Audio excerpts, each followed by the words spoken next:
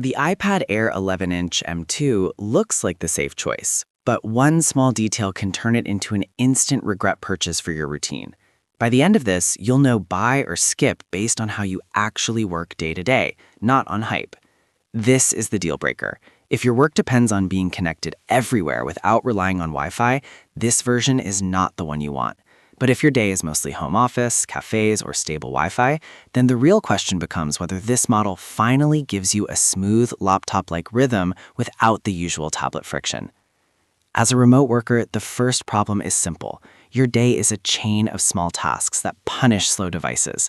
1 minute you're replying to emails, then you're in a meeting, then you're editing a document, then you're back to research with too many tabs open. When the device hesitates, reloads apps, or stutters while multitasking, you feel it as stress, not as a spec issue. The reason this iPad Air can fit that routine is that it's built around the M2 chip and iPadOS productivity features, so the experience is designed to stay responsive while you jump between tasks. In real life, that means fewer moments where you're waiting for a heavy app to catch up, and more moments where you can keep your attention on the work instead of on the device. It also means the 128GB storage is best thought of as enough for daily remote work and cloud-first habits, not store everything forever, so your workflow matters. The mini conclusion is this: if your work is mostly multitasking, communication, and light creative tasks, this setup is aiming to feel fast and calm, not just powerful on paper. The second problem is one most people ignore until they live with the tablet: screen fatigue. If you read and write for hours, a screen that looks harsh, reflective, or inconsistent across lighting will drain you.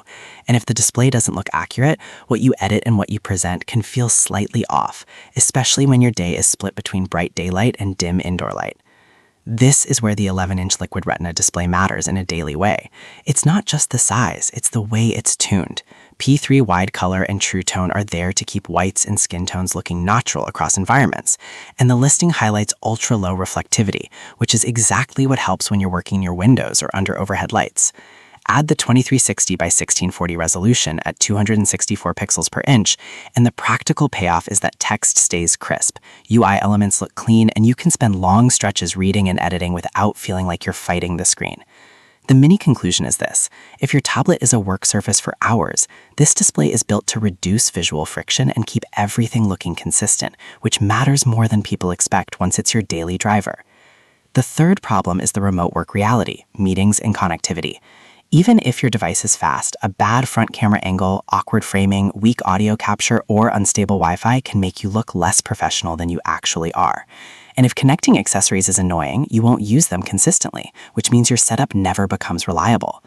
The listing leans hard into meeting-ready hardware. A landscape 12-megapixel ultra-wide front camera with center stage is designed for video calls where you're not perfectly still, so you stay framed more naturally. There's also a 12-megapixel back camera for photos and 4K video, plus landscape stereo speakers and 2 microphones, which is a practical calls and content package rather than a random camera upgrade. For connectivity, Wi-Fi 6E is a real daily life benefit if you're on newer networks, because it's built for faster, more stable performance in busy environments.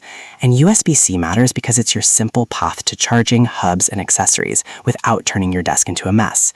The page also calls out Touch ID and support for Apple Pencil Pro, which is the kind of detail that decides whether your tablet becomes a true work tool or stays a nice screen you only use casually. The mini conclusion is this: if your routine includes meetings, quick file movement, and a flexible desk setup, this model is designed to feel like a clean, modern remote workstation, not just a consumption tablet. Here are the 2 downsides that actually matter. If you need always-on connectivity away from Wi-Fi, this Wi-Fi-focused configuration can be the wrong fit for your lifestyle. If you strongly prefer Face ID, this one uses Touch ID, and that preference